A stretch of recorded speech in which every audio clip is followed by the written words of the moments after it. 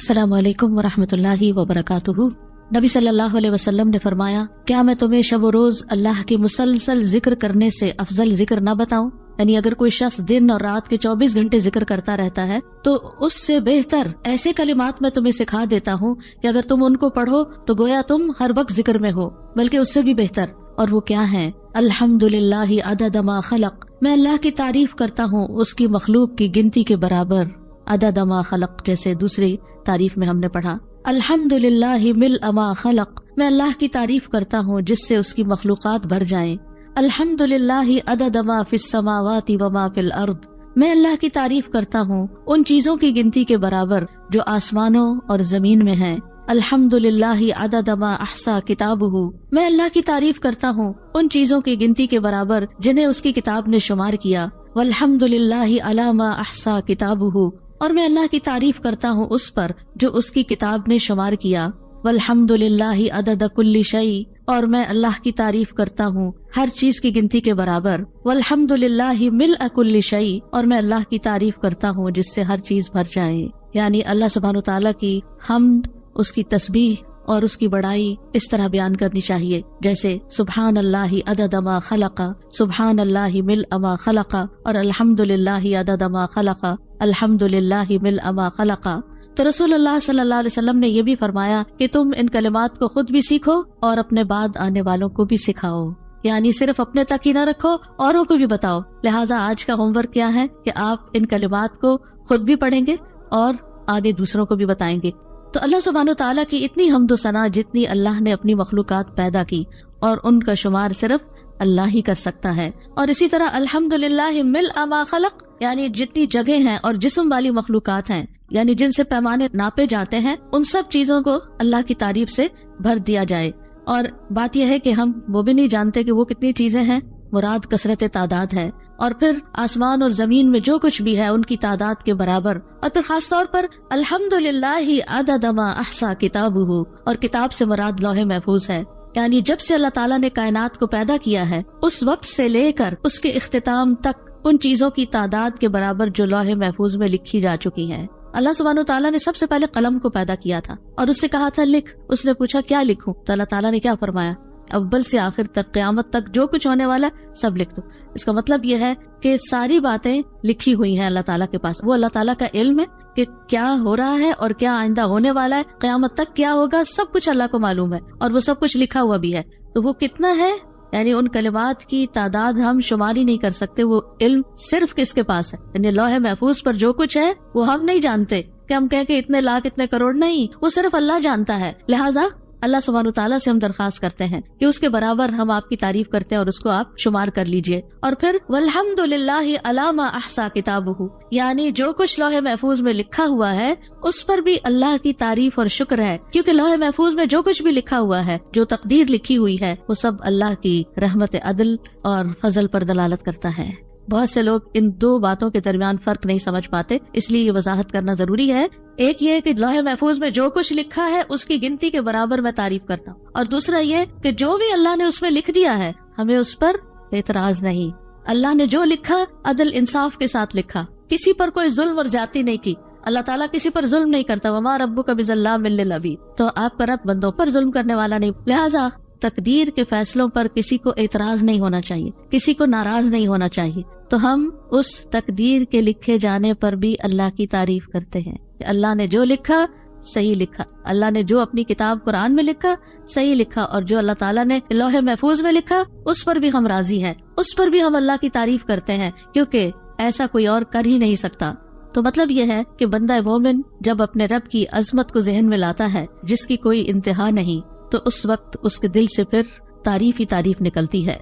आज हम इंशाअल्लाह अल्लाह सुब्हानहू तआला की मदद के साथ हुसूल इल्म की दुआओं के बारे में बात करेंगे। अल्लाह सुब्हानहू तआला अपने नबी को हुक्म देते हैं, वक़ुर रब्बि ज़िदनी इल्मा, और आप कह दीजिए कि ऐ मेरे रब मेरे इल्म में इजाफा फरमा।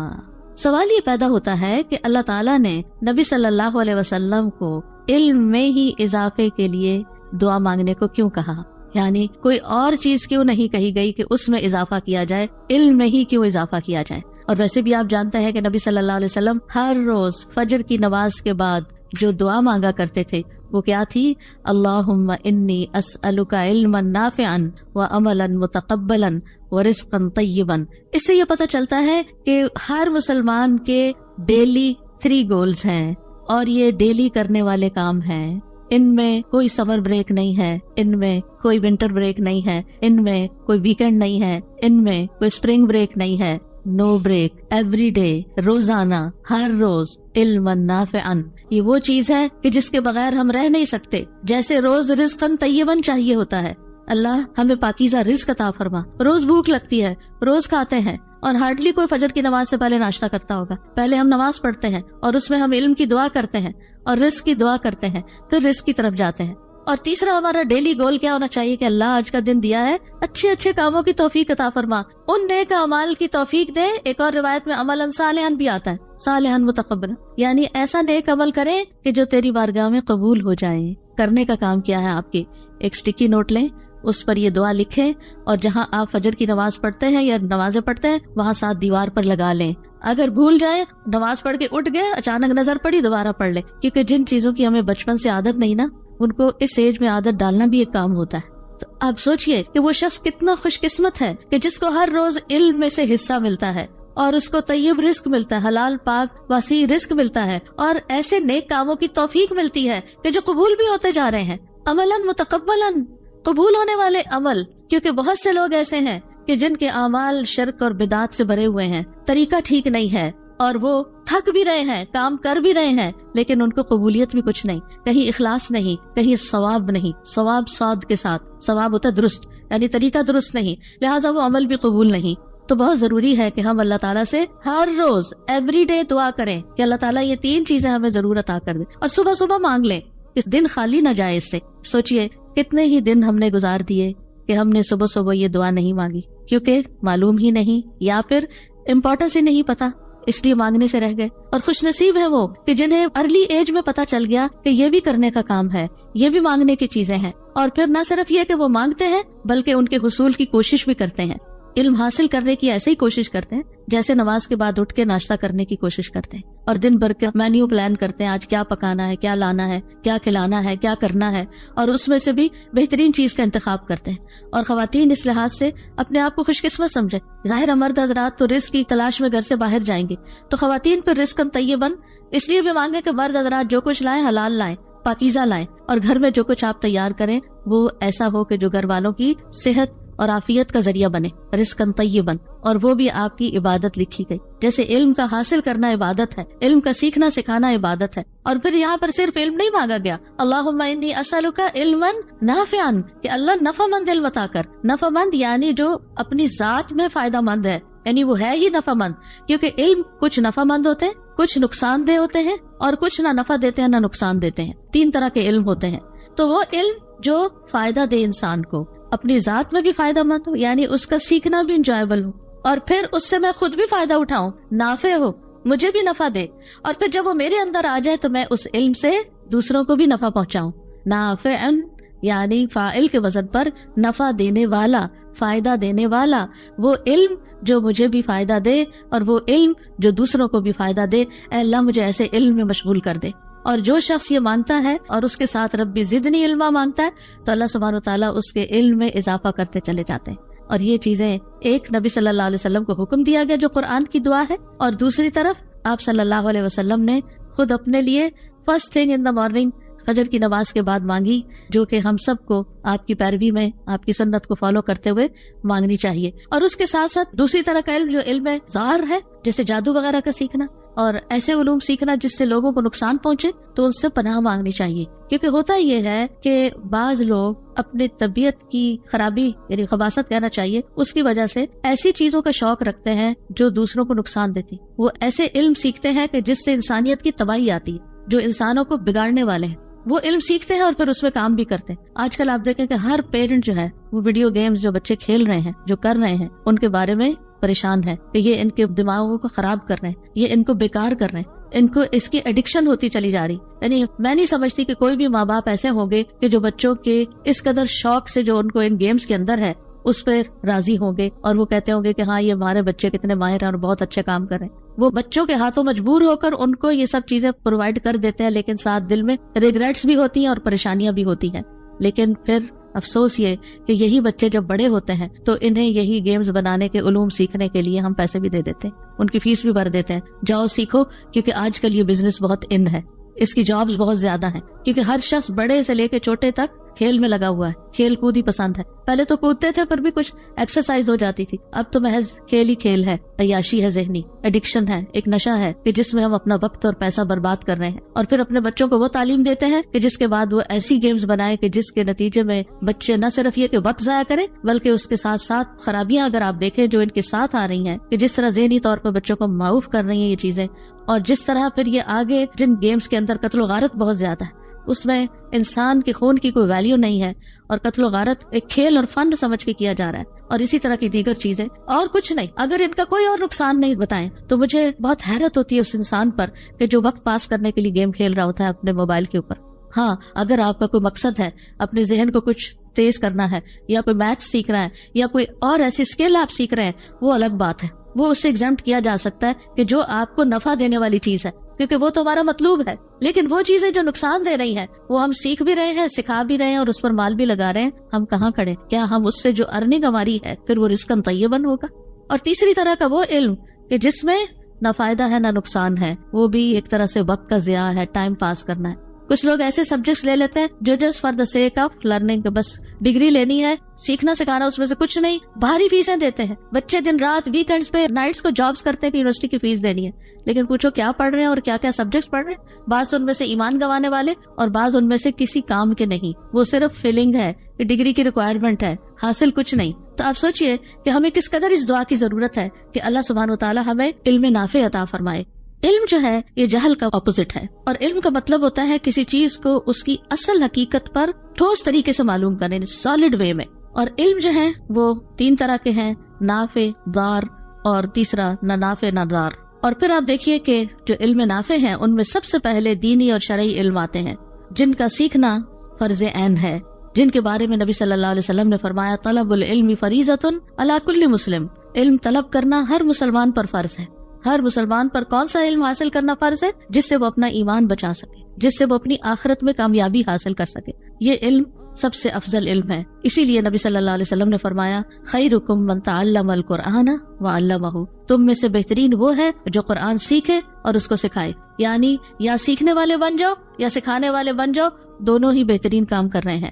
دوسری طرح کا علم دنیاوی علم ہے، اور اس میں بھی نفع مند علوم موجود ہیں جو انسان کی زندگی گزارنے کے لیے بہت ضروری ہیں، جیسے طب ہے، میڈیسن ہے، تجارت ہے، بزنس ہے، زراعت ہے، صنعت ہے، سکلز ہیں مختلف طرح کی جو انسان کی زندگی کو گزارنے کے لیے فائدہ مند ہے. اصل کپڑے کیسے بنائے جاتے ہیں، گھروں کی کنسٹرکشن کیسے ہوتی ہے، گاڑیاں کیسے بنتی ہیں، یہ سارے علم نافع ہیں کیونکہ یہ انسان کی ضروریات پوری کر رہے ہیں. اور یہ علم جو ہے اس کا سیکھنا مسلمان پر فرض کفایہ ہے.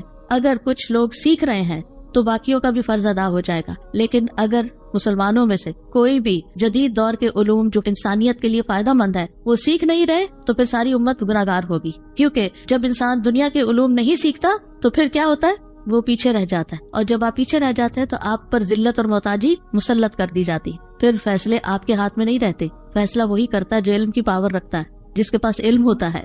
ہم دیکھتے ہیں کہ انبیاء علیہ السلام کو بھی اللہ تعالیٰ نے مختلف سکلز سکھائی تھی.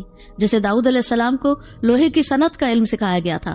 قرآن مجید میں آتا ہے وَأَلَنَّا لَهُ الْحَدِيدَ، کہ ہم نے اس کے لیے لوہے کو نرم کر دیا تھا اور اس سے کہا کہ کشادہ زرہیں بناؤ اور اندازے کے مطابق اس کی کڑیاں جوڑو، اور اے آل داؤد نیک عمل کرو. یعنی صرف کام نہیں بلکہ نیک اعمال بھی، اور جو کچھ تم کر رہے ہو بلا شبہ میں اسے خوب دیکھ رہا ہوں. اور داؤد علیہ السلام کی عبادت کا بھی حال آپ کو معلوم ہے کہ کس طرح وہ عبادت کرتے تھے، کس طرح وہ روزے رکھتے تھے، ایک دن روزہ رکھتے تھے ایک دن نہیں، اس کے باوجود کام کرتے تھے، لوہے سے زریں بناتے تھے، لوہے کا فن جانتے تھے. ہم روزہ رکھ لیں تو پھر سوچتے ہیں کہ اب اور کوئی کام نہیں ہو سکتا کیونکہ ہم روزے سے ہیں. داؤد علیہ السلام راتوں کو جاگتے تھے، رات کا ایک تہائی حصہ جاگتے، پھر سوتے، پھر 1/6 پہ جاگتے. اس کے باوجود وہ دن میں کام کرتے تھے، اور نہ صرف یہ کہ وہ نبی تھے بلکہ بادشاہ بھی تھے، لوگوں کے فیصلے بھی چکاتے تھے اور ساتھ ساتھ علم بھی حاصل کرتے تھے. تو ہمیں اپنی زندگی کے اندر کچھ اس طرح کی روٹین بنانی چاہیے اور اپنے آپ کو اس طرح تیار کرنا چاہیے کہ دین دنیا کو ساتھ لے کر چل سکے. یہ نہیں کہ دنیا کی طرف ہوئے تو دین بھول گیا اور دین کی طرف ہوئے تو دنیا بھول گئی. پھر ایسا علم حاصل کرنا چاہیے کہ جس کے حاصل کرنے کی ترغیب بھی دی گئی ہو اور اس کے لیے حرص بھی رکھی جائے. نبی صلی اللہ علیہ وسلم نے فرمایا جس چیز سے تمہیں حقیقی نفع پہنچے اس میں حرص رکھو. احرص علی ما ینفعک، جو چیز فائدہ دیتی ہے دین میں دنیا میں اس کی حرص رکھو. واستعن باللہ، اور اللہ سے مدد مانگو. ولا تعجز، اور مایوس ہو کے نہ بیٹھ جاؤ، عاجز ہو کے نہ بیٹھ جاؤ میں نہیں کر سکتا، I can't do it. ہمت نہیں ہارو، محنت کرو، آگے بڑھو. پھر آپ دیکھیے کہ سب سے ضروری علم جس کا سیکھنا واجب ہے وہ کیا ہے؟ فَعْلَمْ أَنَّهُ لَا إِلَهَ إِلَّا اللَّهُ. علم حاصل کرو، جان لو کہ بے شک اللہ کے سوا کوئی معبود نہیں. سب سے پہلا علم جو انسان کو سیکھنا چاہیے وہ توحید کا علم ہے، اللہ تعالیٰ کے ایک ہونے کا، وحدانیت کا. اس کے بعد عبادات کا علم حاصل کرنا چاہیے کیونکہ اللہ نے ہمیں اپنی عبادت کے لیے پیدا کیا ہے. ہمیں سیکھنا چاہیے کہ ہم وضو کیسے کریں، طہارت کس چیز سے ہوتی ہے، کس چیز سے طہارت ختم ہو جاتی ہے، تیمم کیسے کرتے ہیں، بیمار ہو جائے تو نماز کیسے پڑھتے ہیں. یہ سب چیزیں سیکھنے سے تعلق رکھتی. یہ نہیں کہ جس وقت بیمار ہوئے تو پھر آپ کسی کو فون کریں کہ مجھے بتائیں تیمم کیسے کرتے ہیں اور تیمم کی مٹی میں کہاں سے لاؤں. یہ سب چیزیں ہر گھر میں پہلے سے ہی ہونی چاہیے کیونکہ بیماری کا تو کوئی پتہ نہیں، گھر کے کسی بھی انسان کو کسی وقت کچھ بھی ہو سکتا ہے. تو کیا نماز چھوڑ دی جائے گی؟ افسوس یہ کہ بعض لوگ لا علمی اور جہالت کی وجہ سے کئی دن کی نمازیں چھوڑ بیٹھتے ہیں، حالانکہ نماز تو ایک وقت کی بھی معاف نہیں ہے. کیسے چھوڑ دی؟ کیسے دل مانا کہ نماز چھوڑ دی جائے؟ اگر جسم میں سخت نہ بھی ہو، ہل بھی نہ سکتے ہو اور کچھ بھی نہ کر سکتے ہو، تب بھی جب وقت آ جائے تو زبان ہلتی ہو تو نماز پڑھ لیں، اور اگر زبان بھی نہیں ہلتی تو دل میں پڑھ لیں، لیکن نماز نہیں چھوڑی جا سکتی. تیمم پیکس بھی الحمدللہ الہدا اسٹال پر موجود ہے. ہر گھر کے اندر وہ پیک ہونا چاہیے. احتیاطی طور پر جیسے اور چیزیں رکھی ہوتی ہیں وہ موجود ہونا چاہیے تاکہ اگر کسی وقت میں کوئی ایسی کیفیت ہے کہ پانی سے نقصان ہو رہا ہے یا اٹھ کے وضو کرنے کی ہمت طاقت نہیں تو انسان تیمم کر لے. پھر اسی طرح یہ کہ نماز کیسے پڑھیں. حی علی الصلاۃ کورس جو ہے وہ آپ میں سے ہر ایک کو کرنا چاہیے کہ نماز کے سارے سٹیپس پتہ ہوں. پھر یہ کہ نماز میں خشوع کیسے لائیں. پھر دیگر عبادات، آج کل رمضان ہے تو کس چیز سے روزہ بریک ہوتا ہے اور کس چیز سے وہ مکروہ ہو جاتا ہے، روزے سے متعلق جتنے بھی احکامات ہیں. پھر اعتکاف ہے، پھر اس کے بعد عید آ رہی ہے، عید کیسے منائیں. یہ ساری چیزیں سیکھنے سے تعلق رکھتی ہیں. یہ تو ضروری علم ہے جن کے بغیر گزارا ہی نہیں. پھر لوگوں سے معاملہ، والدین کے ساتھ کیسا سلوک کرے، شوہر اور بیوی ایک دوسرے کے ساتھ کیسے پیش آئیں، اولاد کی تربیت کیسے کرے، گھرداری کیسے کرے، یہ سب کچھ بھی سیکھنے کا ہے. اس علم کو بھی حاصل کرنا چاہیے.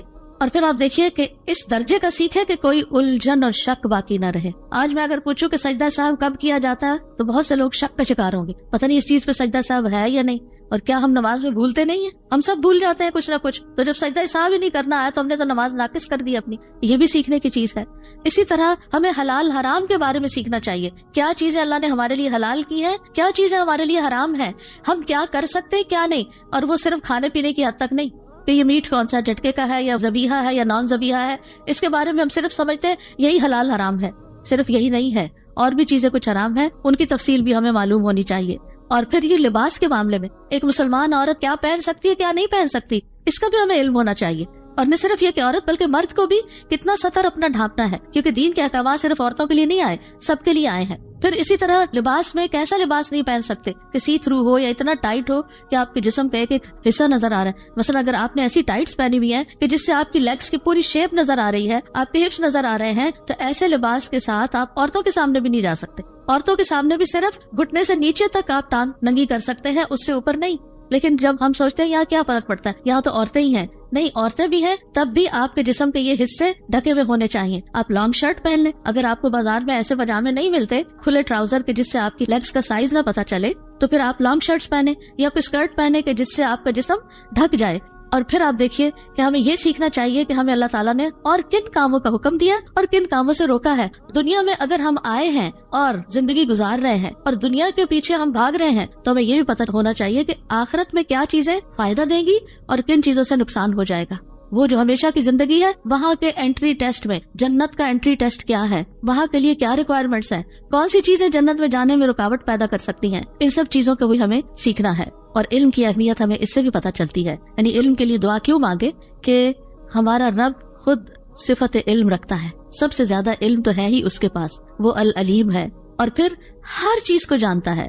الم تعلم ان اللہ یعلم ما فی السماء والارض، کیا تمہیں نہیں معلوم کہ اللہ کو معلوم ہے جو کچھ آسمان میں اور جو زمین میں. اللہ کو سب پتا ہے. واللہ بکل شیء علیم، اللہ کو ہر چیز کا علم ہے. اور پھر وَأَنَّ اللَّهَ قَدْ أَحَاطَ بِكُلِّ شَيْءٍ عِلْمًا، اور یہ کہ اللہ نے علم سے ہر چیز کا احاطہ کر رکھا ہے، ہر چیز کو علم کے ساتھ گھیر رکھا. کوئی چیز ایسی نہیں ظاہری یا باطنی چھپی ہوئی کہ جس کا اللہ تعالیٰ کو علم نہ ہو. تو یہ اللہ سبحانہ تعالیٰ کی صفت ہے العلیم. اور پھر آپ دیکھیے کہ سب سے پہلی چیز جو اللہ تعالیٰ نے پیدا کی تھی وہ کیا تھا؟ قلم. اور قلم لکھنے کی چیز ہے، اور قلم سے کیا ہوتا ہے؟ علم حاصل کیا جاتا ہے. جیسے قرآن مجید میں آتا ہے نا، پہلی وحی بھی کیا نازل ہوئی ہمارے لیے؟ اقرأ بسم ربک الذی خلق خلق الانسان من علق اقرأ وربک الاکرم الذی علم بالقلم. وہ جس نے قلم کے ساتھ تعلیم دی. تو لکھنا جو ہے وہ لازمی حصہ ہے. مثلا جو لوگ گھروں پہ سن رہے ہیں یا جو لوگ بعد میں آڈیو سنتے ہیں، وہ جب سننے لگتے ہیں تو اپنے نوٹ بک اور اپنا قلم لے کے بیٹھا کریں، یا جہاں بھی آپ اپنے نوٹس ٹائپ کرتے ہیں تو عمل کی جو ضروری باتیں کرنے کی ہوتی ہیں، تھنگس ٹو ڈو، وہ کم از کم لیکچر میں سے ضرور نوٹ کر لیا کریں تاکہ آپ کا یہ علم محفوظ ہو اور ہم اس پر عمل بھی کر سکیں. پھر اسی طرح ہم دیکھتے ہیں کہ اللہ سبحانہ تعالیٰ نے قلم کی قسم بھی کھائی ہے، اور نبی صلی اللہ علیہ وسلم کو اللہ سبحانہ تعالیٰ نے سب سے پہلے جو حکم دیا وہ یہی تھا کہ اپنے رب کے نام سے پڑھو. پہلی وہی، اس نے انسان کو ایک جمع و خون سے پیدا کیا، ایمبریولوجی بتا دی ساری، پڑھ اور تیرا رب ہی سب سے زیادہ کرم والا ہے. یعنی علم کا حاصل کرنا اور علم کا سکھانا یہ اللہ تعالیٰ کے کرم کی نشانی ہے کہ اس نے ہمیں نہ صرف یہ کہ سکھایا، پیغمبر بھیجے ہمارے لیے اور علم والوں کی فضیلت بیان کی، بلکہ ہمیں اس کی تلقین بھی کی. اور اس کے بارے میں بھی آتا ہے الرحمن علم القرآن خلق الانسان علمہ البیان. اس بے حد رحم کرنے والے نے یہ قرآن سکھایا ہے، یعنی اس نے خود قرآن سکھایا ہے. اس نے انسان کو پیدا کیا اور اسے بات کرنا سکھائی، کمیونیکیشن. علم کے لیے کیا ضروری ہوتا ہے؟ کمیونیکیشن، بولنا، سننا، سمجھنا. تو یہ بھی اللہ سبحانہ تعالیٰ نے ہمارے لیے آسان کیا. اگر انسان علم کے لیے نہ بولتا ہے نہ سیکھتا ہے تو پھر اس میں اور حیوان میں کیا فرق ہے؟ حیوان کی زبان نہیں ہے، اس کا حلق نہیں ہے، اس کے دانت نہیں ہے. گائے بھینس کے ہیں نا، لیکن کیا وہ ہماری طرف بول سکتے؟ وہ ساری چیزیں موجود ہیں لیکن بول نہیں سکتے، صرف بہ بہ کی آواز نکال سکتے ہیں. ہم کیسے بول لیتے ہیں؟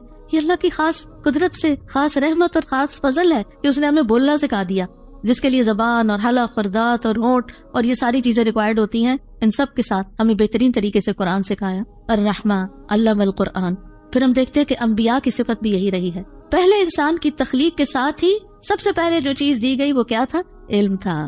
جب حضرت آدم کی روح جو ہے ناک تک پہنچی، ان کو چھینک آئی، تو انہیں کیا سکھایا گیا؟ الحمدللہ کہنا. تو پہلا علم بھی الحمدللہ، اللہ کی حمد و ثنا والا. اور پھر اس کے بعد تمام چیزوں کا علم.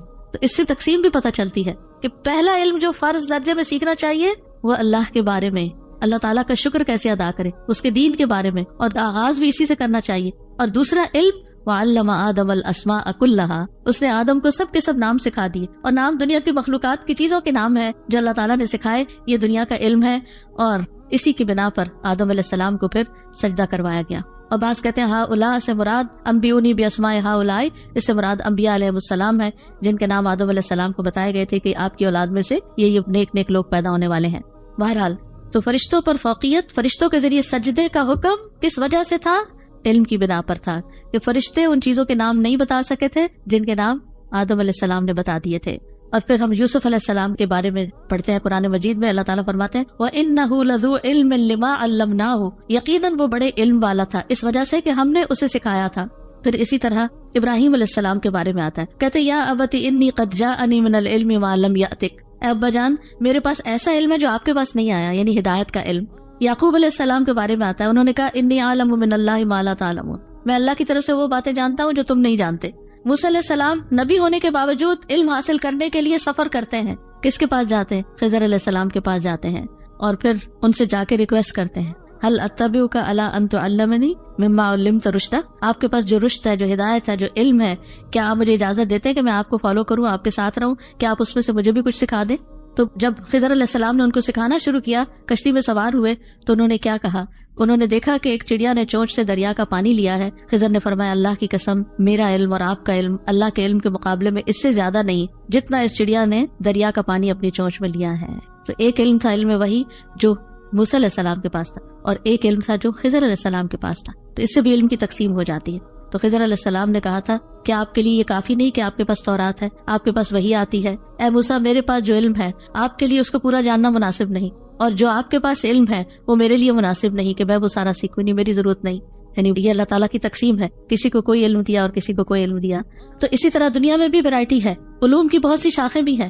خود دین کے علم کے اندر بہت سی ورائٹی ہے کہ کچھ لوگ قرآن کی تجوید کے، اس کی ترتیل کے، اس کی تلاوت کے ایکسپرٹ ہوتے ہیں، کچھ اس کے معنی اور فہم اور غور و فکر اور تدبر کے ایکسپرٹ ہوتے ہیں، کوئی قراء ہوتے ہیں، کوئی مفسر ہوتے ہیں، کوئی محدث ہوتے ہیں، کوئی فقیہ ہوتے ہیں، اور اسی طرح بہت ساری چیزیں، بہت سی برانچز ہیں علم کی.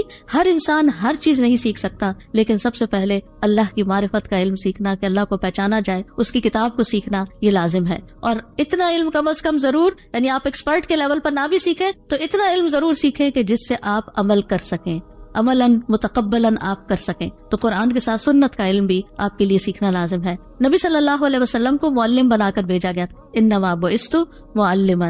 اور پھر آپ دیکھیں کہ آپ نے آ کر کیا سکھایا، کما ارسلنا فیکم رسولا منکم یتلو علیکم آیاتنا ویزکیکم ویعلمکم الکتاب والحکمت ویعلمکم ما لم تکونوا تعلمون. جس طرح ہم نے تم میں ایک رسول تم ہی میں سے بھیجا ہے جو تم پر ہماری آیات پڑھتا ہے، تمہیں پاک کرتا ہے، تمہیں کتاب و حکمت سکھاتا ہے، اور تمہیں وہ کچھ سکھاتا ہے جو تم نہیں جانتے تھے.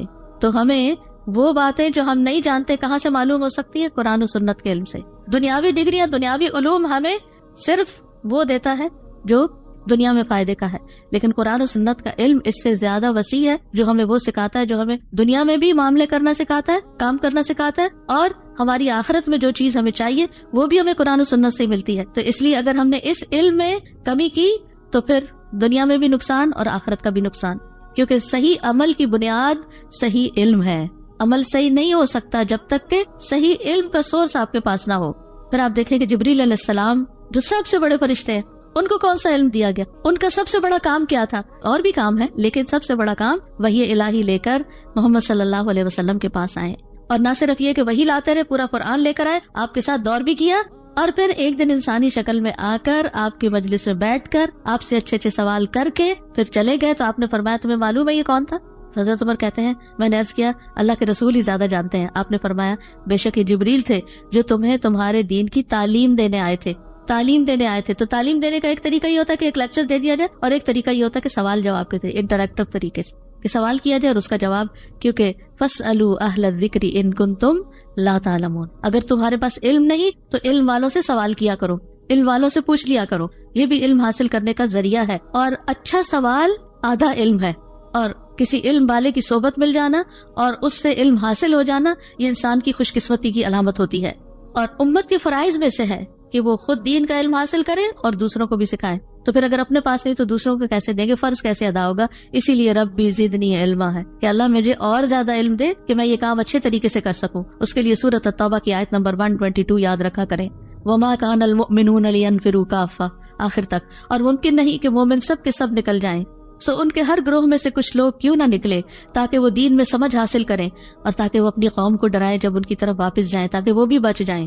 یعنی ہر کمیونٹی میں سے، ہر گروہ میں سے، ہر جگہ سے کچھ نہ کچھ لوگ نکل کر آئیں، دین کے معاملے میں زیادہ علم حاصل کریں اور واپس جا کے اپنی کمیونٹی کو سکھائیں، تاکہ وہ بھی بچیں کس سے؟ دنیا میں غلطیاں کرنے سے اور آخرت کے عذاب سے. پھر ہم دیکھتے ہیں کہ صحابہ کرام کو نبی صلی اللہ علیہ وسلم مختلف جگہوں پر ڈپیوٹ کیا کرتے تھے علم سکھانے کے لیے، مختلف علاقوں میں بھیجا کرتے تھے. مدینہ کی ہجرت میں نبی صلی اللہ علیہ وسلم کے جانے سے پہلے کون گیا تھا؟ حضرت مصعب بن عمیر. اور نبی صلی اللہ علیہ وسلم کی آمد سے پہلے وہ ایک بڑا حصہ قرآن کا وہاں سکھا چکے تھے، بے شمار لوگوں کو مسلمان کر چکے تھے، اور پھر جو سیکھ چکے تھے وہ آگے اوروں کو سکھا رہے تھے. تو مدینہ کی فضا ہموار ہو چکی تھی آپ کے جانے سے پہلے.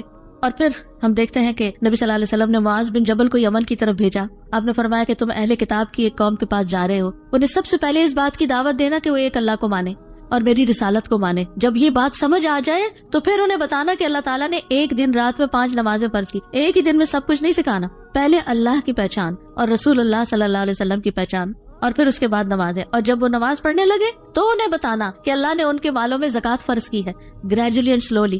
پھر جو ان کے امیروں سے لی جائے گی ان کے غریبوں کو لوٹا دی جائے گی. اور جب وہ اس کا اقرار کر لیں تو ان سے زکوٰۃ میں عمدہ مال لینے سے پرہیز کرنا.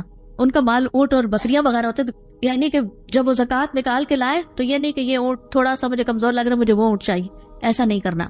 پھر آپ دیکھیے کہ اللہ تعالیٰ کے نزدیک علم والوں کا مقام بھی بلند ہے. آپ بلندی چاہتے ہیں نا، اللہ کے نزدیک بلندی چاہتے ہیں نا، آخرت میں بلند درجے چاہتے ہیں، تو علم سے رشتہ استوار کریں اور باقاعدہ سیکھیں اس کو. کیونکہ قرآن مجید میں آتا ہے یرفع اللہ الذین آمنوا منکم والذین اوتوا العلم درجات. اللہ ان لوگوں کو درجوں میں بلند کرے گا جو تم میں سے ایمان لائے اور جنہیں علم دیا گیا، یعنی ان کے درجات اور زیادہ بلند ہو جائیں. انسان ہر آیت سیکھنے پر ایک درجہ اور اللہ کے قریب ہوتا ہے اور بلند درجہ ملتا ہے اس کو. اور پھر اگر کوئی بات سمجھ نہیں آتی تو فاسألوا اہل الذکر ان کنتم لا تعلمون، استاد کے پاس جائیں اور علم حاصل کریں اور گھر سے نکلیں. کیونکہ کوئی شخص مسجد میں جا کر ایک آیت سیکھتا ہے، 2 سیکھتا ہے، 3، جتنی سیکھتا ہے اتنی اونٹنیاں لے کر آتا ہے. اور نبی صلی اللہ علیہ وسلم نے اس کے بارے میں باقاعدہ فرمایا، کیا تم میں سے کوئی یہ نہیں چاہتا کہ اس کے پاس موٹی تازی ایسی اونٹنیاں جو اس کو مفت مل جائے بغیر کسی قطع رحمی کے اور بغیر کسی ظلم کے؟ اور وہ یہ ہے کہ وہ مسجد میں جائے اور آیتیں سیکھے. ایک آیت سیکھے تو ایک اونٹنی، 2 تو 2، اور جتنی چاہے وہ سیکھے. تو مطلب یہ ہے کہ انسان جب اپنے گھر سے نکلتا ہے، مسجد کا رخ کرتا ہے اور جا کر باقاعدہ بیٹھ کر علم کی مجلس میں علم حاصل کرتا ہے، بہت بڑے خزانے لے کے واپس آتا ہے. آپ جائیں کسی کے گھر میں، جائیں کسی بازار میں، جائیں کسی اور جگہ، کیا آپ اتنا مال اکٹھا کر کے لا سکتے ہیں؟ نہیں.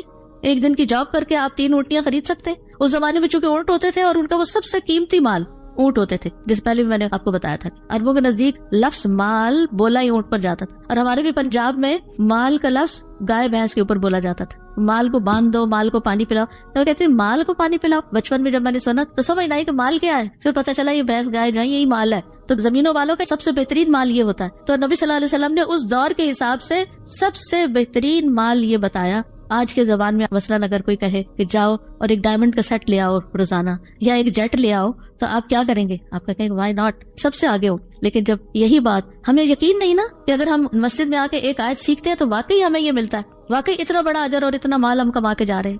ہم سمجھتے ہیں کہ دنیا کی کوئی جاب کر لی، چند ڈالر مل گئے، ہم سب سے زیادہ امیر ہو گئے. اور وہ بھی پتہ نہیں جو اتنی محنت سے کما رہے ہماری قسمت میں ہیں بھی کہ نہیں کہ ہم ان کو استعمال کر سکیں. وہ بھی ہم صرف دوسروں کے لیے تو محنت نہیں کریں. کیونکہ ضرورت کا جب انسان کو مل جاتا ہے تو اس کے بعد انسان کو اپنی ذات پر بھی توجہ دینی چاہیے. نہ یہ کہ صرف دنیا کے مال کے پیچھے بھاگتا رہے اور پھر اپنی ذات کو بھولا رہے. یہاں بھی اگنور کر دیا اور آگے کے لیے بھی اگنور ہو گیا، کیا حاصل ہوا؟ پھر اس کے بعد یہ ہے کہ اللہ تعالیٰ نے بغیر علم کے کسی سے بات کرنا، یعنی علم کی بات کرنا منع کیا ہے. یعنی جس بات کا علم نہیں ہو وہ دوسروں کو نہیں بتانی چاہیے. تو اگر آپ کسی کو بتا کر ثواب حاصل کرنا چاہتے ہیں تو پہلے میک شور کہ وہ بات آپ کو پوری صحیح طرح معلوم بھی ہے. کیونکہ لما تقولون ما لا تفعلون، وہ کیوں کہتے ہو جو تم کرتے نہیں ہو، یعنی تمہیں صحیح پتہ ہی نہیں ہے اور صحیح اس پر عمل ہی نہیں ہے. کبر مقتا عند اللہ ان تقولوا ما لا تفعلون، اللہ کے نزدیک یہ بڑی ناراضگی کی بات ہے کہ تم وہ کہو جو تم کرتے نہیں. تو علم حاصل کرنا بہت ضروری ہے، اور صرف حاصل کرنا نہیں بلکہ اس کے لیے دعا مانگنا. کیونکہ جب آپ دعا مانگیں گے نا تو اللہ تعالیٰ آپ کے لیے رستے آسان کر دیں گے، پھر رستے کھل جائیں گے، پھر آپ کو یہ نعمت ملنا شروع ہو جائے گی. سب سے بڑی دولت ہے یہ. وہ بچپن میں رائٹنگ اردو کی کرواتے تھے نا تو ایک سینٹینس لکھ کے دیتے تھے کہ اس کے نیچے لکھو. تو علم سب سے بڑی دولت ہے. تو وہ سمجھ تو نہیں آتی تھی کہ دولت کس طرح ہو گئی، کس سے کچھ خرید ہی نہیں سکتے اور نہ کچھ حاصل ہوتا ہے. لیکن حقیقت یہ ہے کہ علم سب سے بڑی دولت ہے. اللہ تعالیٰ فرماتے قل هل يستوي الذين يعلمون والذين لا يعلمون، کہہ دیجئے کیا برابر ہو سکتے ہیں وہ لوگ جو علم رکھتے ہیں اور وہ جو علم نہیں رکھتے؟ برابر نہیں ہے. اللہ کی نگاہ میں برابر نہیں ہے، عمل کرنے کے اعتبار سے برابر نہیں ہے، نتیجے اور انجام کے لحاظ سے برابر نہیں ہے، جنت میں ان کے درجے برابر نہیں ہیں، برابر نہیں ہے. سیکھتے جائیں، زیادہ حاصل کریں، زیادہ سیکھیں تاکہ درجے بلند ہوتے چلے جائیں. پھر یہ کہ علم کی بدولت اللہ تعالیٰ کی معرفت اور اللہ تعالیٰ کی خشیت حاصل ہوتی ہے. انما یخشی اللہ من عبادہ العلماء، اللہ سے تو اس کے بندوں میں سے صرف علم والے ہی ڈرتے ہیں. اللہ تعالیٰ کی صحیح عبادت کرنے کے لیے، صحیح طریقے پر کام کرنے کے لیے علم کی ضرورت ہے. علم کیوں حاصل کریں؟ تاکہ پوری بصیرت کے ساتھ اللہ کی عبادت کر سکیں، پوری بصیرت کے ساتھ ہم لوگوں کو دین کی دعوت دے سکیں. کیونکہ جو شخص علم کے بغیر اللہ کی عبادت کرتا ہے وہ ایسے ہی ہے جیسے کوئی صحرا میں بغیر ڈائریکشن کے سفر کر رہا ہو. تو ہر شخص کے لیے ضروری ہے کہ علم حاصل کرے، اور پھر جس کو علم حاصل کرنے کا راستہ مل جاتا ہے، اس کو اسباب مہیا ہو جاتے ہیں، اس کو استاد مل جاتا ہے، اس کو پلیٹ فارم مل جاتا ہے، تو یہ سمجھے کہ اللہ تعالیٰ کی طرف سے بھلائی کا ارادہ ہو گیا ہے. من یرد اللہ بہ خیرا یفقہہ فی الدین، جس کے ساتھ اللہ بھلائی چاہتا ہے اس کو دین کی سمجھ دے دیتا ہے، اس کے لیے یہ رستے آسان کر دیتا ہے، یہ رستے ہموار کر دیتا ہے. علم کی بدولت انسان جہالت اور گمراہی کے اندھیروں سے نکل کر روشنی کی طرف آ جاتا ہے. وَيُخْرِجُهُم مِّنَ الظُّلُمَاتِ إِلَى النُّورِ بِإِذْنِهِ وَيَهْدِيهِمْ إِلَىٰ صِرَاطٍ مُّسْتَقِيمٍ. اللہ سبحانہ وتعالیٰ ایسے لوگوں کو جو اللہ کی رضا کے اوپر چلیں اور روشن واضح کتاب کی پیروی کریں، ان کو اندھیروں سے نکال کے روشنی کی طرف لے آتا ہے. اور پھر یاد رکھیے کہ علم کے بغیر عمل گمراہی ہوتی ہے، کیونکہ آپ کو رستہ ہی نہیں پتا، آپ کو پتہ نہیں کرنا کیا ہے، کیا کرنا ہے، کیسے کرنا ہے، کب کرنا ہے، پتہ ہی نہیں ہے. اور آپ کر رہے ہیں جب آپ کا دل چاہتا ہے، جو دل چاہتا ہے، جب دل چاہتا ہے نماز پڑھ لیتے ہیں، جیسے دل چاہتا ہے آپ پڑھ لیتے ہیں. آپ تو اپنی خواہش کی پیروی کر رہے ہیں. آپ اللہ تعالیٰ کا حکم تھوڑی مان رہے ہیں. نام آپ نے اس کا نماز رکھا ہوا ہے, لیکن آپ کا طریقہ ہی صحیح نہیں ہے, آپ کو آتا ہی نہیں ہے, آپ کو مطلب ہی نہیں پتا کہ یہ کیا کہہ رہا ہوں میں اللہ تعالیٰ کے سامنے. تو پھر آپ کس طرح کی نماز پڑھ رہے ہیں, کیا نماز پڑھ رہے ہیں؟ یاد رکھیے کہ قرآن مجید میں پناہ مانگی گئی ہے, اہدنا الصراط المستقیم صراط الذین انعمت علیہم غیر المغضوب علیہم ولا الضالین. اللہ ہمیں ضالین میں شامل نہ کرنا. یہ ضالین کون ہے؟ جن کے پاس علم بھی نہیں ہے, عمل بھی نہیں ہے, بغیر علم کے عمل کرنے والے, غلط رستوں پہ چلنے والے, تھکنے والے, بھٹکے ہوئے لوگ. ہر نماز میں ہم یہ دعا کرتے کہ اللہ ہمیں ان میں شامل نہ کرنا کہ جو بھٹکے ہوئے ہیں, جو علم حاصل نہیں کرتے اور علم حاصل کرنے کا کوئی شوق بھی نہیں ہے ان کو, اور اس کی ضرورت بھی محسوس نہیں کرتے. تو جو شخص کام کر رہا ہے عبادت کا, محنت بھی بہت کر رہا ہے, تھک رہا ہے, مگر علم کچھ نہیں کہ ٹھیک کر رہا ہے یا غلط, تو وہ ایسے رستے پہ چل رہا ہے جو اللہ کا رستہ نہیں ہے. بائی چانس ہو بھی سکتا ہے, لیکن زیادہ امکان ہے کہ وہ کچھ اور ہی کر رہا ہے. تو صحیح اور غلط کی پہچان کے لیے, جائز اور ناجائز کی پہچان کے لیے, حق اور باطل کے فرق کے لیے علم کی ضرورت ہے. علم زندگی ہے. ایک زندگی جسم کی زندگی ہوتی ہے اور ایک زندگی دل کی زندگی ہوتی ہے, روح کی زندگی ہوتی ہے. اللہ تعالیٰ فرماتے ہیں یا ایھا الذین آمنوا استجیبوا للہ وللرسول وللرسول اذا دعاکم لما یحییکم. اے لوگوں جو ایمان لائے ہو, اللہ اور اس کے رسول کی دعوت قبول کر لو جب وہ تمہیں اس چیز کی دعوت دے جو تمہیں زندگی بخشتی ہے, جس سے تمہیں زندگی حاصل ہوتی ہے. امام ابن قیم کہتے ہیں اللہ سبحانہ وتعالیٰ نے دلوں کے لیے علم کو ایسے بنایا ہے جیسے زمین کے لیے بارش بنائی ہے. تو جس طرح زمین کی زندگی بارش کے بغیر نہیں, اسی طرح دل کی زندگی علم کے بغیر نہیں ہوتی. دل مردہ رہتا ہے, ہاں علم کی روشنی آتی ہے تو وہ زندہ ہونا شروع ہو جاتا ہے. علم کی بدولت ہی انسان گناہوں سے بچ سکتا ہے, کیونکہ علم سے انسان کے اندر اللہ کا ڈر پیدا ہوتا ہے. پھر آپ دیکھیں علم کے ذریعے ہی انسان شیطان کے حربوں سے بچ سکتا ہے کہ وہ کدھر سے آ رہا ہے, وہ کیسے مجھے گمراہ کر رہا ہے. علم کی بدولت رشتوں میں خوبصورتی پیدا ہو جاتی ہے. علم کی وجہ سے گھروں میں برکت آتی ہے, آپس کا پیار محبت بڑھ جاتا ہے. ابو ہریرہ کہا کرتے تھے قرآن پڑھنے کی وجہ سے گھر اپنے رہنے والوں کے لیے کھلا ہو جاتا ہے, کشادہ ہو جاتا ہے, چاہے وہ چھوٹا سا اپارٹمنٹ ہی کیوں نہ ہو. اس میں فرشتے حاضر ہوتے ہیں, شیطان اس گھر کو چھوڑ دیتے ہیں, اس کی خیر و برکت بڑھ جاتی ہے. اور قرآن نہ پڑھنے کی وجہ سے گھر اپنے رہنے والوں کے لیے تنگ ہو جاتا ہے. بڑے بڑے مینشنز بھی دل گھٹتا ہے, ان میں دل گھبراتا ہے, دل لگتا ہی نہیں, کوئی چیز پسند ہی نہیں آتی. فرشتے اس کو چھوڑ دیتے ہیں, شیطان اس میں بسیرا کر لیتے ہیں, اس کی خیر و برکت کم ہو جاتی ہے. تو آپ سوچئے کہ ہم گھروں میں کتنا قرآن پڑھتے ہیں, ہمارے بچے کتنا پڑھتے ہیں, ہمارے ہسبینڈ, باقی رشتے, اور ہم مل بیٹھ کے کتنا قرآن پڑھتے ہیں. کتنی ضرورت ہے اس بات کی کہ ہم اپنے گھروں کو قرآن سے آباد کریں, صرف انفرادی طور پر نہیں, اجتماعی طور پر بھی, مل جل کر بھی. علم کی بدولت رحمت اور سکینت اترتی ہے. رسول اللہ صلی اللہ علیہ وسلم نے فرمایا جو لوگ اللہ کے گھروں میں سے کسی گھر میں اللہ کی کتاب کی تلاوت کرتے ہیں, اس کی باہم تعلیم میں مصروف ہوتے ہیں, ان پر سکینت نازل ہوتی ہے, رحمت انہیں ڈانپ لیتی ہے, فرشتے انہیں گھیر لیتے ہیں, اور اللہ ان کا ذکر اپنے پاس موجود فرشتوں میں کرتے ہیں. ایسی مجالس کا ذکر اوپر کی مجالس میں ہوتا ہے کہ دنیا کے فلاں فلاں حصے میں فلاں فلاں نام کے لوگ اکٹھے بیٹھ کر اللہ کو یاد کر رہے ہیں, دین سیکھ رہے ہیں. حصول علم کی وجہ سے انسان کو رزق ملتا ہے. نبی صلی اللہ علیہ وسلم کے زمانے میں 2 بھائی تھے, ان میں سے ایک نبی صلی اللہ علیہ وسلم کے پاس آتا, علم حاصل کرتا, دوسرا محنت مزدوری کرتا, کام پہ جاتا. محنت مزدوری کرنے والے نے اپنے بھائی کی شکایت نبی صلی اللہ علیہ وسلم سے کی کہ یہ میرا بھائی کچھ بھی نہیں کرتا, میری مدد نہیں کرتا, اور یہ روز پڑھنے لکھنے چلا جاتا ہے. آپ نے فرمایا شاید تمہیں اسی کی وجہ سے رزق دیا جا رہا ہو, تم جو اس پہ خرچ کر رہے ہو نا, ہو سکتا ہے کہ اللہ تعالیٰ تمہیں جو دے رہا ہے وہ اس کی وجہ سے دے رہا ہے. لیکن عام طور پر ہم یہی سمجھتے ہیں کہ جب تک دنیا کے لیے نہیں بھاگیں گے اور سارے بچے دنیا میں نہیں لگیں گے, اس وقت تک کام نہیں چلے گا. ٹھیک ہے, کچھ دنیا میں جائیں اور کچھ دین میں لگیں, اور جو دنیا والے ہیں وہ دین والوں کی مدد کریں, ان کا خیال رکھیں. ابن القیم کہتے ہیں علم سے محبت کرنا خوش نصیبی کی علامتوں میں سے ہے. خوش قسمت ہے وہ انسان جو علم سے محبت رکھتا ہے, اور علم سے نفرت کرنا بدبختی کی علامتوں میں سے. بدقسمت ہے وہ انسان جو علم کے سیکھنے سکھانے کو بیکار کا کام سمجھتا ہے. آخرت کی تیاری کے لیے بھی علم حاصل کرنا ضروری ہے. واتقوا اللہ واعلموا انکم ملاقوہ, اللہ سے ڈرتے رہو اور یہ جان لو کہ تم اس سے ملنے والے. اور ملاقات کیسی ہوگی, اور قیامت کے دن سوال ہوگا کہ علم کتنا حاصل کیا اور پھر اس پر عمل کیا کیا. علم حاصل کیا یا نہیں کیا, کیا تو کیا کیا, اور پھر اس پر عمل کیا کیا. اور جنت کی طرف جانے کے لیے بھی علم چاہیے. من سلک طریقا یلتمس بہ علما سہل اللہ لہ طریقا الی الجنہ. جو شخص علم کا راستہ اختیار کرتا ہے تو اللہ تعالیٰ اس کے لیے جنت کا راستہ آسان کر دے گا.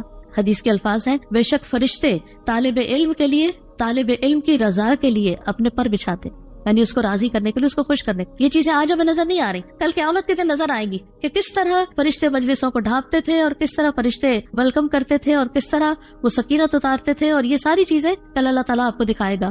یاد رکھیے علم کی ضرورت تو کھانے پینے سے بھی زیادہ ہے. امام احمد کہتے تھے لوگوں کو کھانے پینے سے بھی زیادہ علم کی ضرورت ہے، کیونکہ آدمی کو کھانے پینے کی دن میں 1 یا 2 دفعہ ضرورت پیش آتی ہے، کام چل جاتا ہے. آج کل رمضان ہے نا، 2 دفعہ بھی کھا لے تو کافی ہو جاتا ہے، جبکہ اسے علم کی ضرورت اتنی دفعہ پیش آتی ہے جتنی اس کی سانسوں کی تعداد ہے. ہر وقت اس کو ضرورت، کیونکہ ہر وقت ہم نے کوئی نہ کوئی ڈیسیژن لینا ہوتا ہے، یہ کام کریں یا نہ کریں، یہ کریں یا وہ کریں. کیا چیز رہنمائی کرتے؟ علم ایک ٹارچ کی طرح آپ کو روشنی دکھاتا ہے، رستہ دکھاتا ہے، ادھر جاؤ ادھر جاؤ، وہاں نہیں جانا. دنیا ڈارک ہے، آپ کے اپنے پاس ٹارچ ہونی چاہیے، علم کی ٹارچ، جس سے آپ دیکھ سکیں کہ میں صحیح رستے پہ جا رہا ہوں یا نہیں جا رہا. پھر یاد رکھیے علم حاصل کرنے کے اغراض و مقاصد بھی درست ہونے چاہیے. سب سے پہلی چیز خالصتاً اللہ کی رضا کے لیے علم حاصل کریں، کیونکہ جو لوگ دنیا کمانے کے لیے یا دنیا میں شہرت پانے کے لیے چاہے قرآن کا علم ہی کیوں نہ سیکھ رہے ہوں، قیامت کے دن سب سے پہلے اسی کا حساب ہوگا اور اس سے پوچھا جائے گا تم نے اللہ کی نعمتیں پا کر کیا کیا. وہ کہے گا میں نے علم سیکھا سکھایا اور قرآن کی قرات کی. اللہ تعالیٰ اس سے کہے گا کہ تم نے جھوٹ کہا، تم نے اس لیے علم سیکھا تھا کہ لوگ تمہیں اسکالر کہیں، لوگ تمہیں قاری کہیں، تم نے قرآن اس لیے پڑھا کہ کہا جائے یہ قاری ہے. وہ تو کہہ دیا گیا، لوگوں نے کہہ دیا تمہیں، پھر اس کے بارے میں حکم دیا جائے گا تو اسے منہ کے بل گھسیٹتے ہوئے جہنم میں ڈال دیا جائے گا. تو علم حاصل کریں لیکن نیت درست رکھیں کہ اللہ کو راضی کرنا ہے، اللہ کی خاطر صحیح عمل کرنا ہے. پھر دوسری نیت کیا کہ لوگوں کو بھی اس کی دعوت دینی ہے. قل ھذہ سبیلی ادعو الی اللہ علی بصیرۃ انا ومن اتبعنی، کہہ دیجئے یہی میرا راستہ ہے، میں اللہ کی طرف بلاتا ہوں پوری بصیرت پر، یعنی سوچ سمجھ کر علم کے ساتھ، میں خود بھی اور جنہوں نے میری پیروی کی. پھر علم پر فخر اور غرور سے بچنا چاہیے، اور دوسرا یہ کہ جہالت سے نفرت ہونی چاہیے، کہ انسان کسی چیز کا علم نہ رکھے اور جاہل رہے. اور قرآن مجید میں آتا ہے بل اکثرہم لا یعلمون، اکثر علم نہیں رکھتے. کس بات کا؟ وَلَئِن سَأَلْتَهُم مَّن خَلَقَ السَّمَاوَاتِ وَالْأَرْضَ، ان سے پوچھو کس نے پیدا کیا آسمانوں اور زمینوں کو، انہیں نہیں پتا کس نے پیدا کیا. they don't know who created mother nature or don't know، یا خود بخود ہی سب کچھ ہو گیا. یہ اکثریت کا حال قرآن بتاتا ہے. لا علمی شرک کا باعث بن جاتی ہے. وَجَعَلُوا لِلَّهِ شُرَكَاءَ الْجِنِّ وَخَلَقَهُمْ وَخَرَقُوا لَهُ بَنِينَ وَبَنَاتٍ بِغَيْرِ علم، انہوں نے جنوں کو اللہ کا شریک بنا دیا حالانکہ اسی نے ان کو پیدا کیا تھا، یعنی اللہ نے. پھر بغیر علم کے اس کے لیے بیٹے اور بیٹیاں گھڑ لیے. حضرت عیسیٰ کو بیٹا بنا دیا، فرشتوں کو اللہ کی بیٹیاں بنا دیا بغیر علم کے، بغیر کسی وحی کے، بغیر کسی دلیل کے. پھر اسی طرح اگر کوئی شخص علم نہیں رکھتا اور کسی بات کو حدیث بتاتا ہے یہ حدیث ہے اور وہ حدیث نہیں ہے، تو نبی صلی اللہ علیہ وسلم نے کیا فرمایا؟ وہ اپنا ٹھکانہ جہنم میں بنا لے جو مجھ پر جھوٹی بات گھڑے. کتنا بڑا نقصان ہے کہ آپ کسی بات کو حدیث کہہ رہے ہیں حالانکہ وہ حدیث ہے ہی کوئی نہیں. کیوں کہہ رہے ہیں؟ کیونکہ آپ کو علم نہیں. پھر اسی طرح لا علمی نفاق کی علامت ہے. رسول اللہ صلی اللہ علیہ وسلم نے فرمایا 2 خصلتیں ایسی ہیں جو منافق میں کبھی جمع نہیں ہو سکتی، ایک ہے اچھا اخلاق اور دوسرا ہے دین کی سمجھ. منافق میں 2 باتیں نہیں ہوتی. پھر آپ دیکھیے کہ جب علم سے دوری ہوتی ہے تو انسان غافل ہونا شروع ہو جاتا ہے، دنیا کی طرف بڑھنے لگتا ہے، آخرت کو بھول جاتا ہے، اللہ کی محبت کم ہو جاتی ہے، سنتوں کی پیروی کم ہو جاتی ہے، دل سخت ہو جاتا ہے، دلوں پہ مہر لگا دی جاتی ہے اور انسان غافلوں میں شمار ہو جاتا ہے. اور جاہل انسان خود بھی بھٹکتا ہے اور دوسروں کو بھی بھٹکاتا ہے.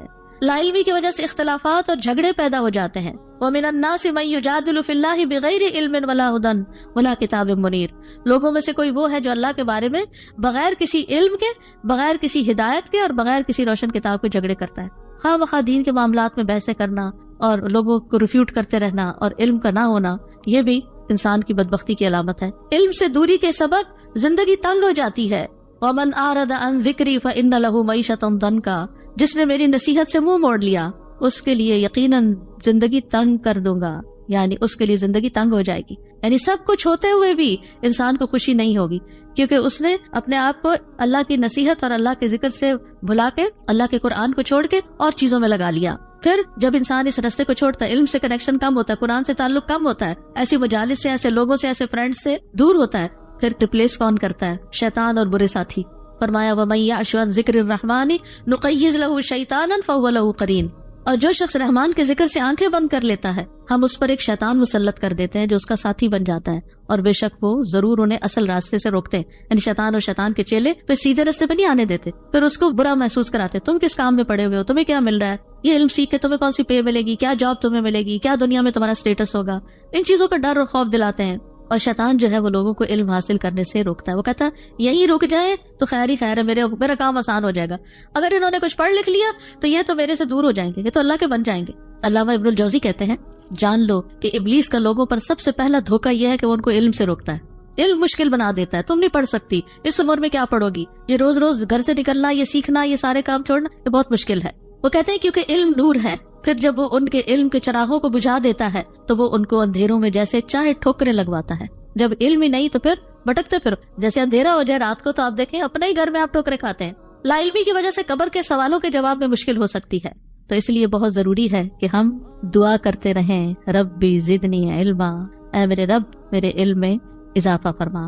اس آیت کا پس منظر یہ ہے کہ جب جبریل علیہ السلام وحی لے کر نازل ہوتے تو آپ ساتھ ہی ساتھ وحی کے الفاظ کو اس خیال سے دہرانے لگتے کہ بعد میں بھول نہ جائیں. تو اللہ سبحانہ وتعالیٰ نے فرمایا فتعال اللہ الملک الحق ولا تعجل بالقرآن من قبل ان يقضى الیک وحیہ وقل رب زدنی علما.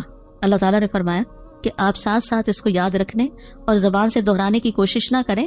آپ کے سینے میں اسے محفوظ رکھنا، پھر زبان سے ان الفاظ کی ادائیگی کروانا، یہ ہمارا ذمہ ہے. اور ساتھ ہی یہ بھی ہدایت کر دی گئی کہ آپ یہ دعا کرتے رہیں کہ ربی زدنی علما، کیونکہ ہم سب کو علم بھولنے کا ڈر ہوتا ہے نا، تو اس کا علاج بھی یہی ہے.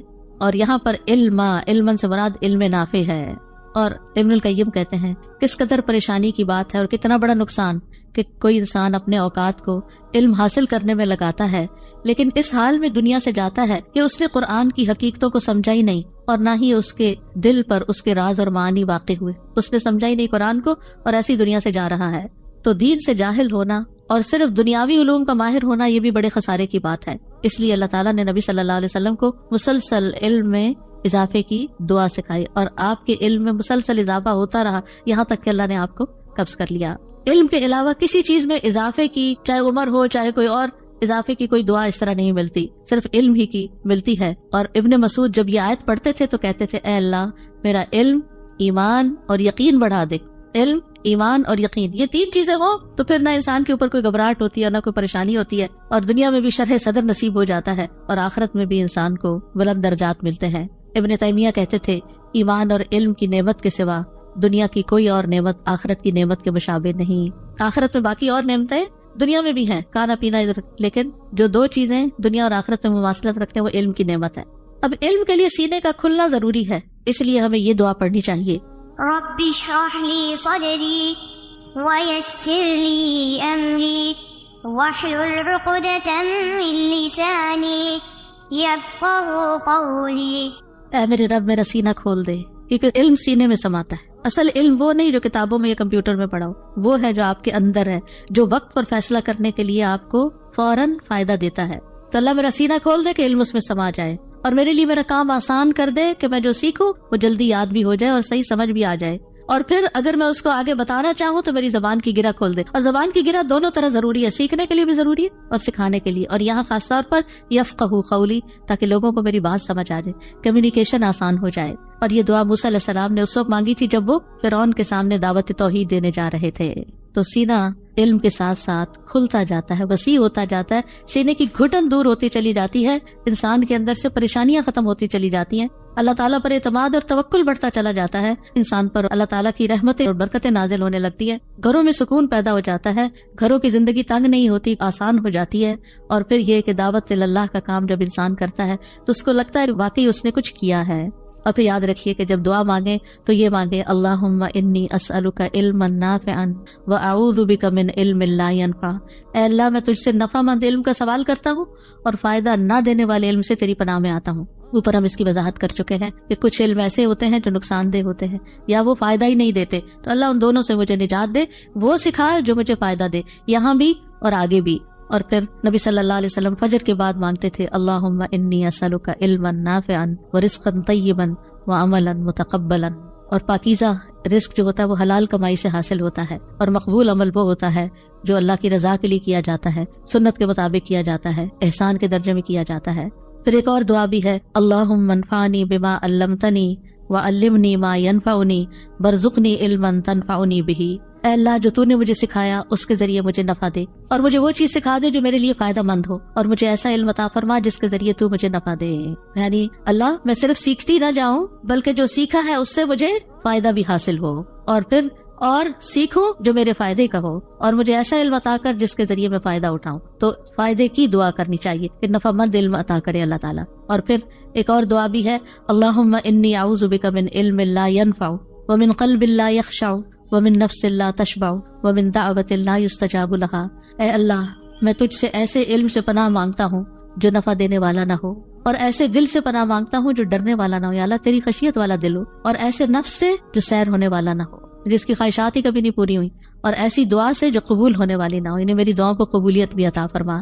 تو ان 4 چیزوں میں مبتلا ہونے کی وجہ سے علم نافع سے محرومی ہوتی ہے، یعنی جب دعا قبول نہیں ہوتی اور باقی چیزیں حاصل نہیں ہوتی۔ تو بہرحال خلاصہ یہی ہے کہ اس کائنات میں جو سب سے بڑی دولت اور جو وہ پہلی نعمت اور دولت آدم علیہ السلام ہمارے باپ کو ملی تھی، وہ علم ہی کی دولت تھی۔ ہمیں علم کی دولت سے محبت کرنی چاہیے، اس کو سیکھتے رہنا چاہیے، کبھی اس سے ہمارا دل بھرنا ہی نہیں چاہیے، کبھی اس میں بریک آنی ہی نہیں چاہیے، موت تک علم حاصل کرنے کی حرص رکھنی چاہیے، اور علم ہی کے راستے میں موت آنی چاہیے۔ یا اللہ ہمیں اسی کام پر ساری زندگی لگائے رکھ، اور مرتے دم تک ہم سیکھتے ہی چلے جائیں، من المہد الی اللحد، بچے کو پنگوڑے میں ہی سکھانا شروع کر دیں اور موت تک سیکھتے چلے جائیں۔ امام احمد بن حنبل 80 سال کی عمر میں قلم دوات لے کر گلیوں میں بھاگتے تھے نوجوانوں کے ہمراہ، جب انہیں پتہ چلتا تھا اس شہر میں کوئی نیا عالم آیا ہے، سیکھنے کے لیے دوڑتے تھے۔ آج ہماری حرص کیا ہے؟ ہم کس چیز کی دوڑ لگا رہے ہیں؟ اللہ ہمارے شوق بدل دے اور ہمیں نفع مند علم عطا فرمائے۔